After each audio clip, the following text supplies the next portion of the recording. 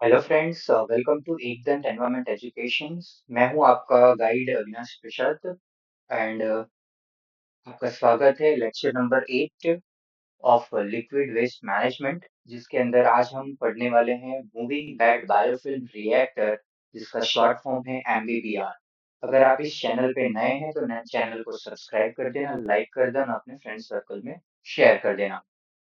एक good news मैं आपको देना चाहूंगा फ्रेंड्स कि आपके सपोर्ट से हमारी टीम को 600 प्लस सब्सक्राइबर्स हो चुके हैं and because of your supports, आप सभी के सपोर्ट्स की वजह से ये अचीवमेंट हमने हासिल की है। हमारा यही लक्ष्य है कि हम एक आपको बेहतर से बेहतर कंटेंट डिलीवर कर पाए इस एग्जाम के लिए एंड आप ज़्यादा से ज़्यादा हमें सपोर्ट ऐसे ही देते रहें and thank you so much for this achievement of our team. अब लेक्चर में आगे बढ़ते हैं, एमबीबीआर के बारे में पढ़ते हैं। एमबीबीआर क्या होता है? ऑलरेडी हमने एसबीआर पढ़ा था, जो एक अटैच ग्रोथ प्रोसेस है, biological process for waste water treatment plant में। आज हम जो पढ़ने वाले हैं मूविंग बेड बायोफिल्म रिएक्टर के बारे में, एमबीबीआर, ये भी एक अटैच्ड ग्रोथ बायोलॉजिकल प्रोसेस है। Okay, so this is also an attached growth biological process।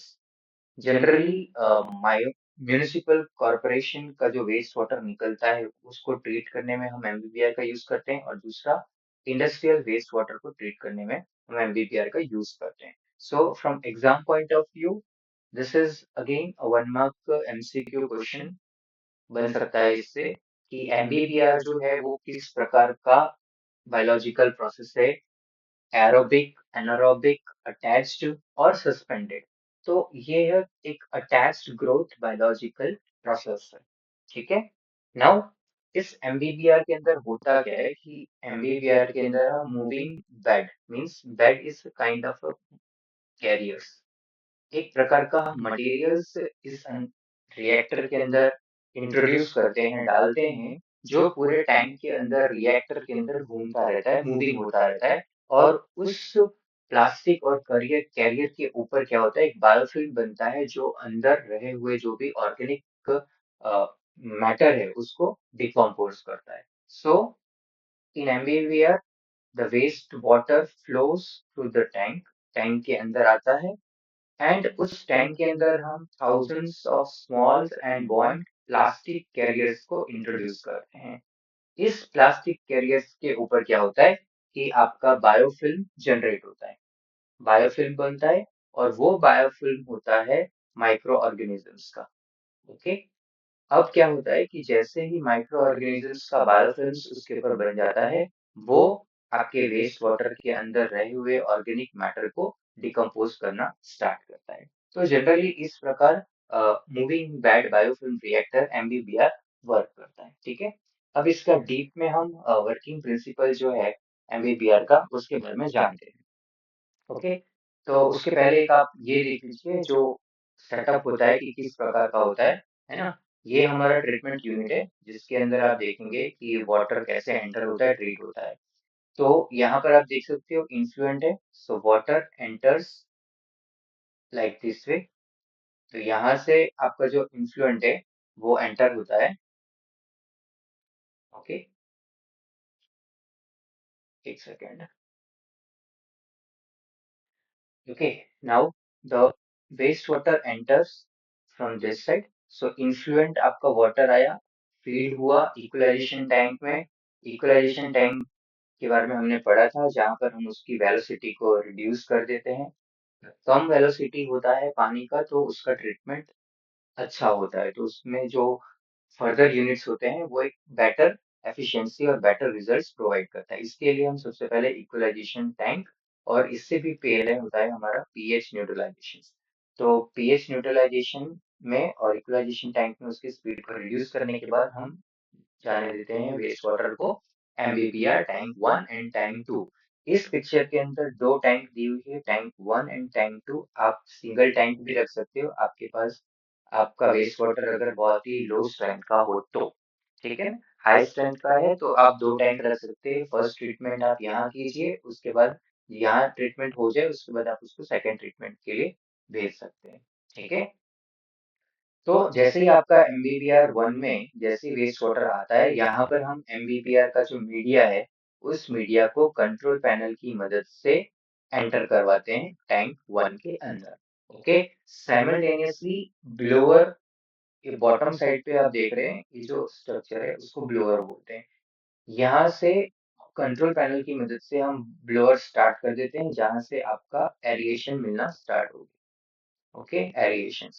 तो नीचे आपको एरिगेशन प्रोवाइड किया हुआ है दोनों टैंक में, जहाँ पर हम एरिगेशन देते हैं, ऑक्सीजन सप्लाई करवाते हैं और एमबीबीआर की मीडिया को हम ऐड कर देते हैं। तो ये जो ब्लैक ब्लैक आप बड़े डॉट्स देख रहे हो, ये है एमबीबीआर के मीडिया, जिसके ऊपर बायोफिल्म जनरेट होगा।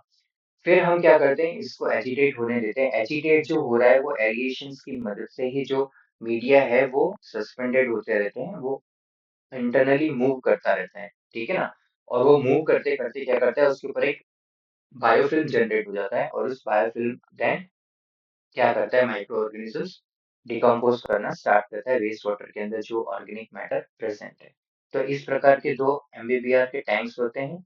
जैसे ही डिकम्पोजिशन प्रोसेस कंप्लीट होता है, उसको हम फिर सेटलिंग के लिए लामेला सेटलर्स में भेजते हैं, जहां पर देख सकते हो ये है प्रोवाइड किया गया है स्क्रीन। स्क्रीन की मदद से क्या करेंगे हम, जो हमारा एमबीबीआर का मीडिया है उसको रिटेन कर लेंगे स्क्रीन में। ओके। सो यहाँ पर हो जाएगा आपका मीडिया रिटेन, और यहाँ पर आपका water, waste water, treated waste water मिल जाएगा आपको। ठीक है। फिर उस ट्रीटेड वेस्ट वाटर को आप देख सकते हो कलेक्शन टैंक से हम पास करते हैं प्रेस सैंड फिल्टर में। सैंड फिल्टर से हम पॉलिशिंग करने के लिए, टर्शियरी ट्रीटमेंट के लिए कार्बन फिल्टर्स के थ्रू पास करके हम यूवी रेडिएशन से ट्रीट करके हम उसको क्या कर देते हैं, स्टोरेज कर लेते हैं। ठीक है ना।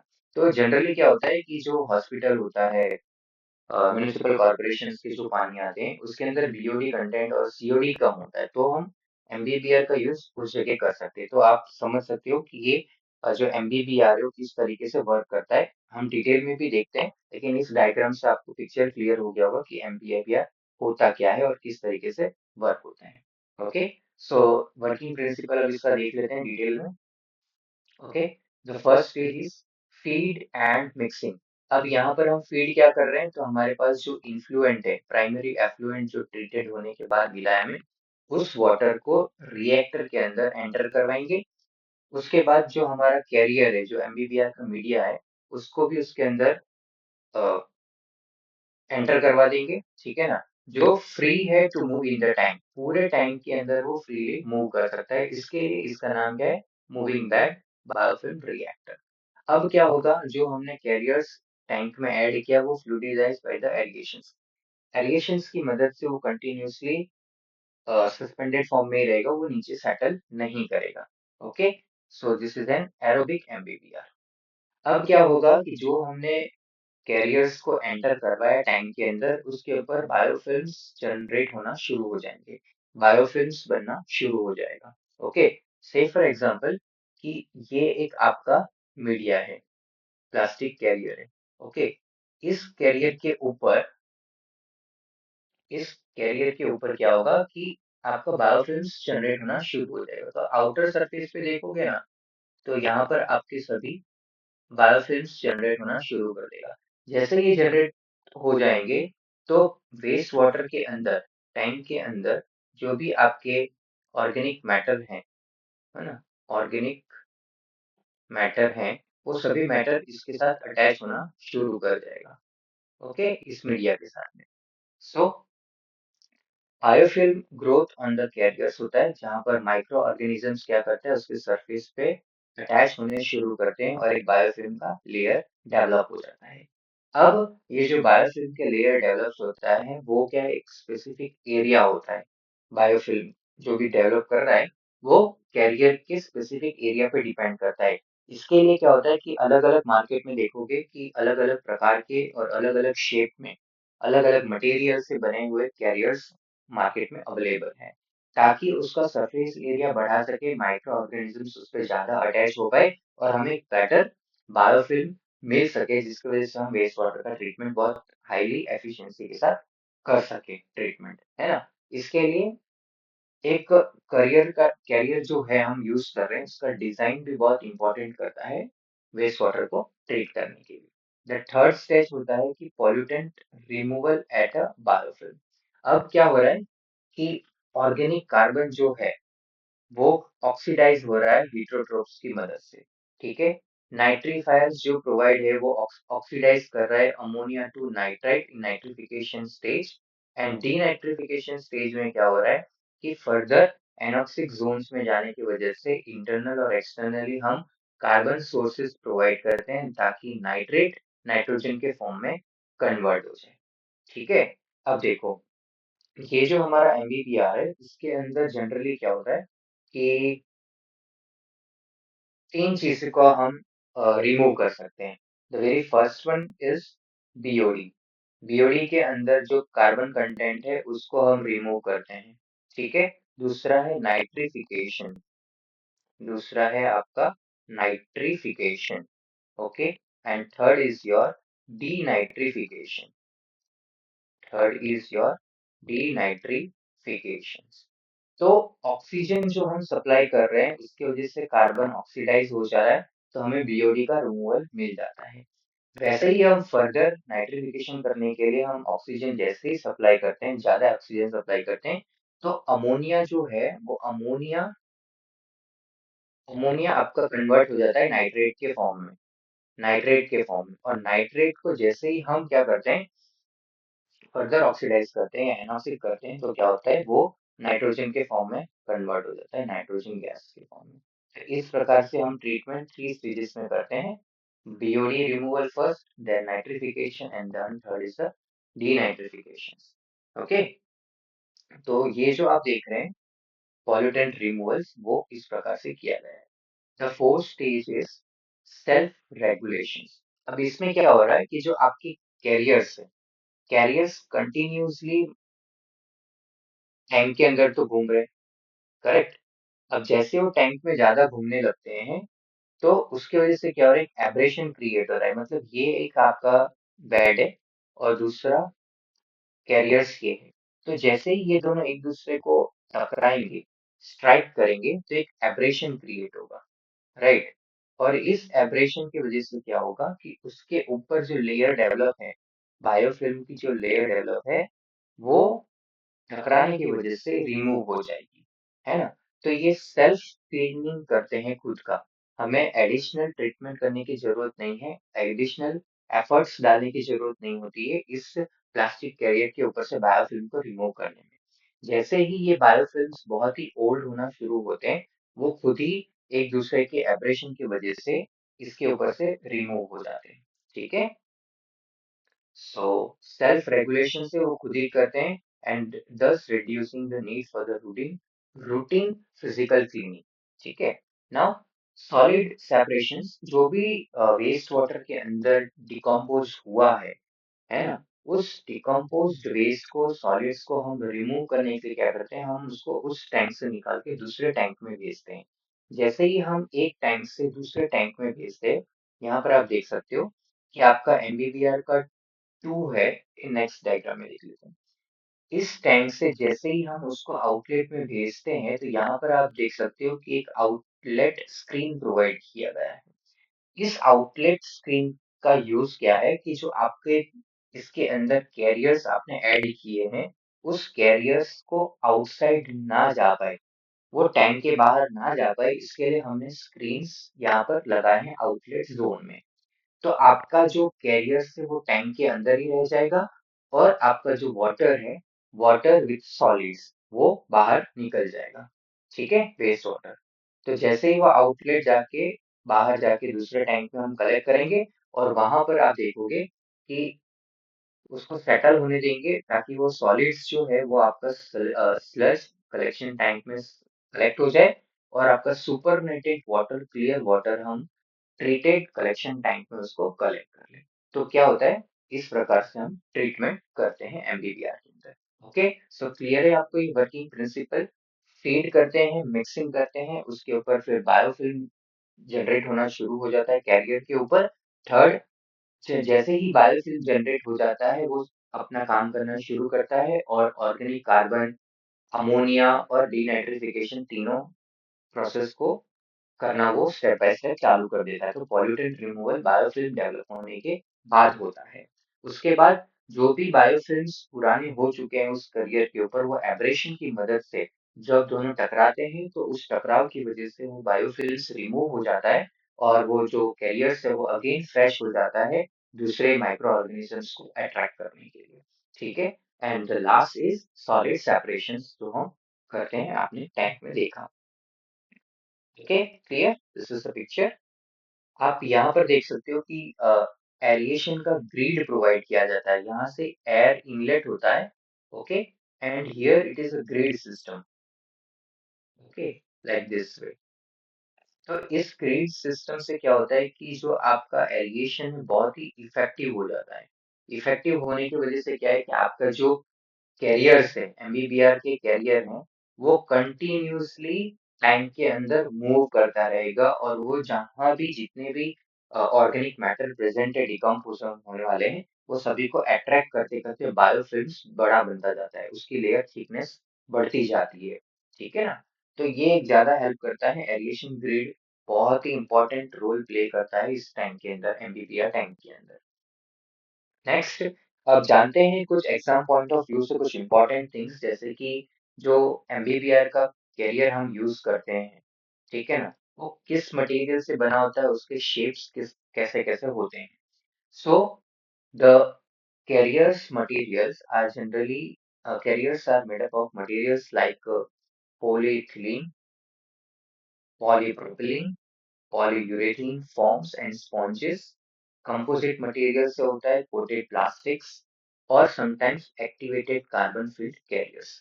Okay, so generally 5 types के materials हैं जो market में available हैं.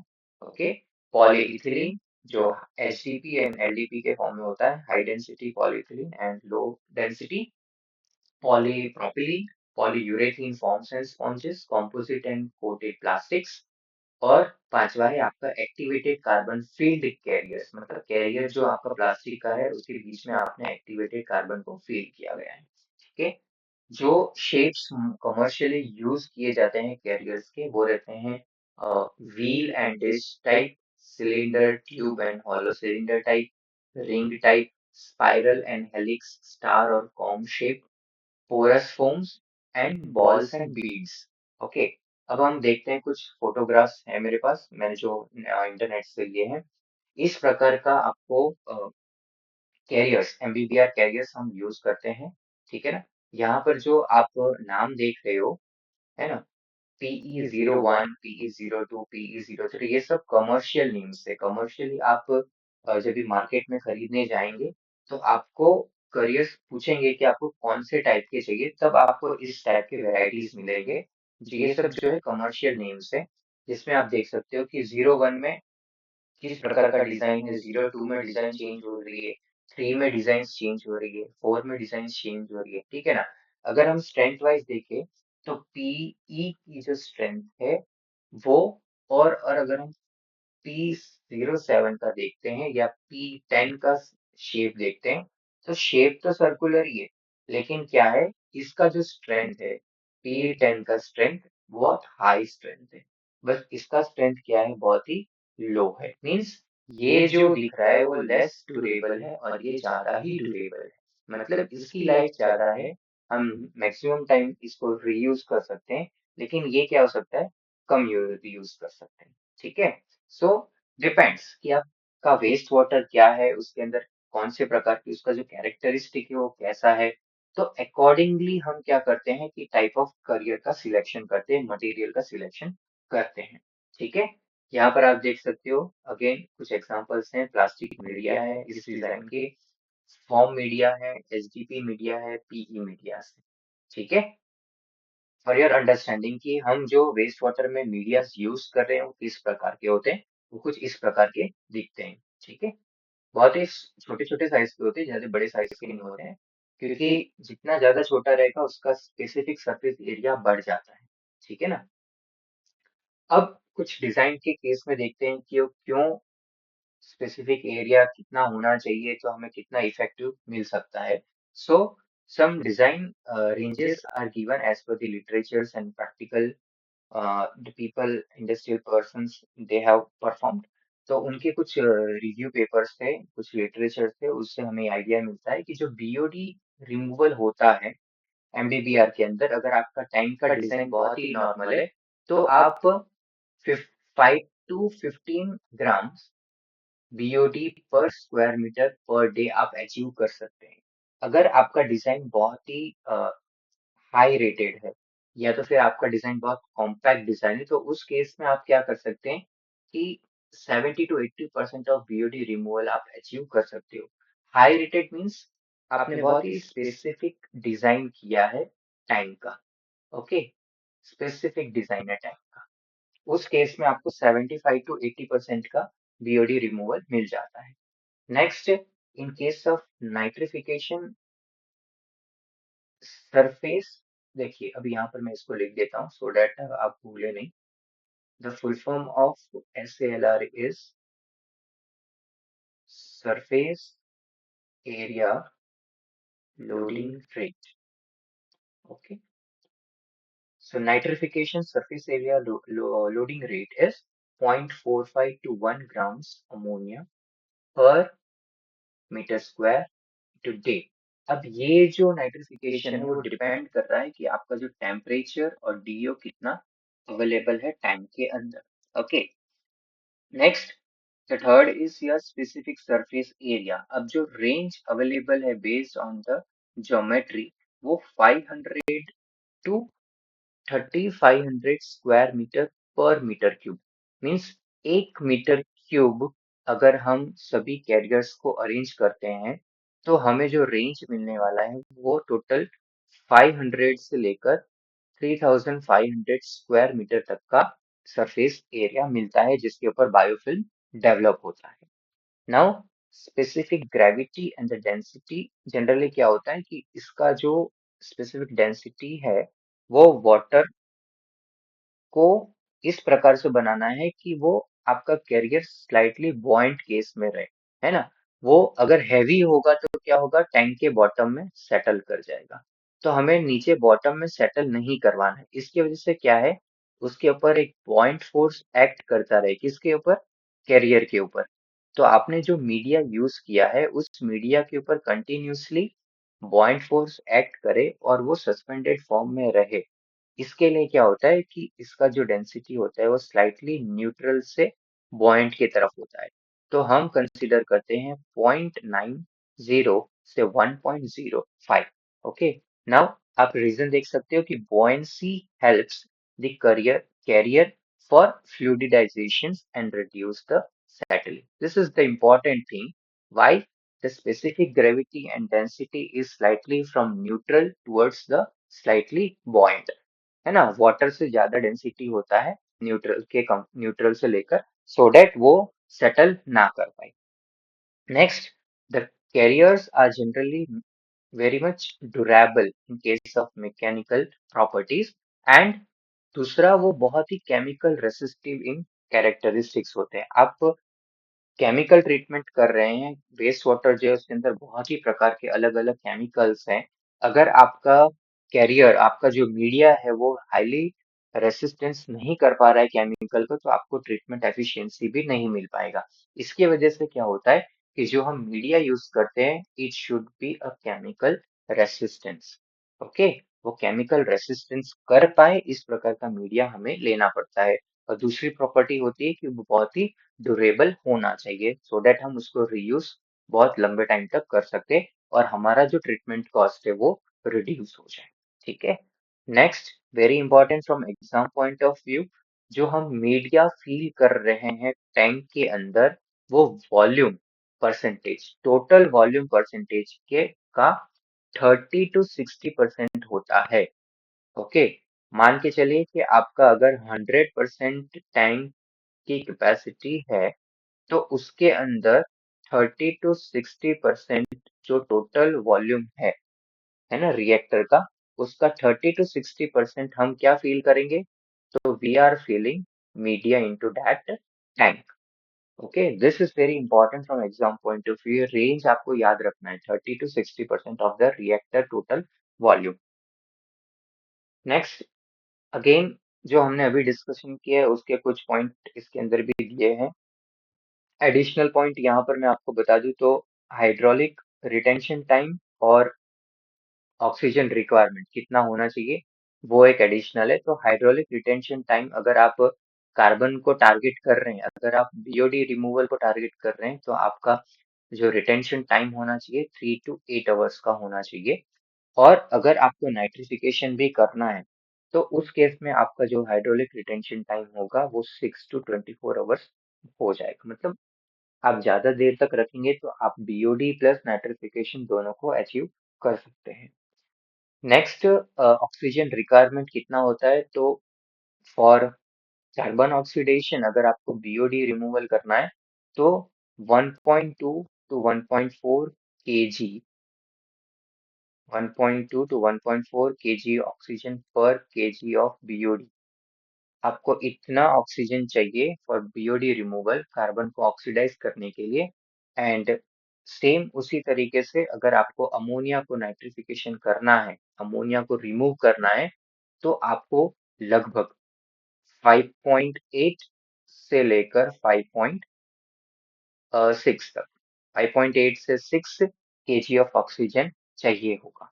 ठीक है ना? तो ये भी एक इम्पॉर्टेंट है from exam point of view. This is an also an important point from exam point of view. Next, some key features and advantages of MBR. So MBBR एक है वो बहुत ही compact design है. Okay, the sludge production is very low. Then maintenance cost and maintenance requirement is also very low because of aberration. वो खुद ही अपना surface को regenerate कर लेते हैं, तो हमारा मेंटेनेंस भी बहुत कम होता है। वेरी फ्लेक्सिबल, आप किसी भी प्रकार के वेस्ट वाटर को आप इसमें ट्रीट कर सकते हो, यस। बट इफ आपका वेस्ट वाटर बहुत ही हाई सीओडी वाला है तो ये वर्क नहीं करेगा, बिकॉज हाई सीओडी के केस में माइक्रो ऑर्गेनिजम्स भी जनरेट नहीं हो पाते। सो एक पर्टिकुलर रेंज होता है, उस रेंज में ही आप एमबीबीआर का यूज कर सकते हैं। ठीक है ना? यस। अगर आप बीओडी की बात करेंगे तो बीओडी के केस में आप एमबीबीआर ऑब्वियसली यूज कर सकते हो। बीओडी के केस में एमबीबीआर बहुत एफिशिएंट प्रोसेस है, मेथड है, ट्रीटमेंट मेथड है, जहाँ पर आपको हाईली एफिशिएंटली आपका जो लिमिट्स है उसको आप अचीव कर सकते हो। So highly efficient, self regulating biosins and no sludge recycling. MBBR के अंदर हम रिसाइकलिंग नहीं करते स्लज को, whereas in case of SBR हम करते थे, है ना? और आप कोई भी एक्टिवेटेड स्लज प्रोसेस लोगे उसके अंदर रिसाइकलिंग होता ही है स्लज का। Okay, so this was MBBR. अगर आपको कोई डाउट हो तो आप कमेंट्स में लिख सकते हो, तो मैं आपको उसमें आंसर देता रहूंगा। पीडीएफ टेलीग्राम ग्रुप पे शेयर कर दी जाएगी। And thanks for watching Ekdant environment education, and thanks for your support also, friends.